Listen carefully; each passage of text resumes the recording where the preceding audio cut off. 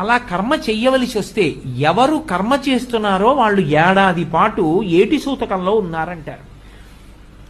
ఏటి సూతకంలో ఉంటే నిత్య పూజ చేసి తీరాలి.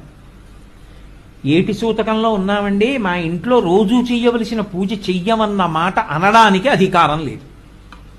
పంచోపచారములు జరిగి తీరాలి, అథవా షోడశోపచారములు కూడా చెయ్యొచ్చు. 16 ఉపచారములు చేయొచ్చు. గంధ పుష్ప ధూప దీప నైవేద్యములు లేని ఇల్లు ఉండడానికి వీల్లేదు.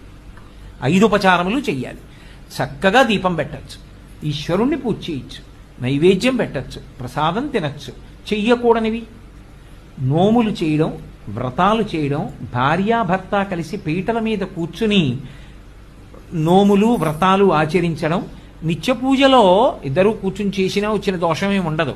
పీటల మీద కూర్చోవడం అంటే పుట్టింటి వాళ్ళు బట్టలు పెడతారు, అది ఏదో నైమిత్తికానికి సంబంధించిన కల్పంతో ఉంటుంది.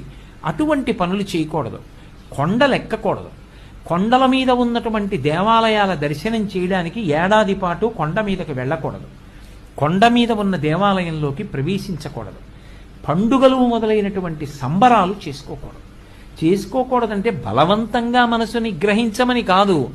అయ్యో నా గురించి అంత వెంపర్లాడిన ఆయన వెళ్ళిపోయాడే, కనీసం ఒక్క ఏడాది నా చిన్నతనంలో అంత డబ్బు లేని రోజుల్లో కూడా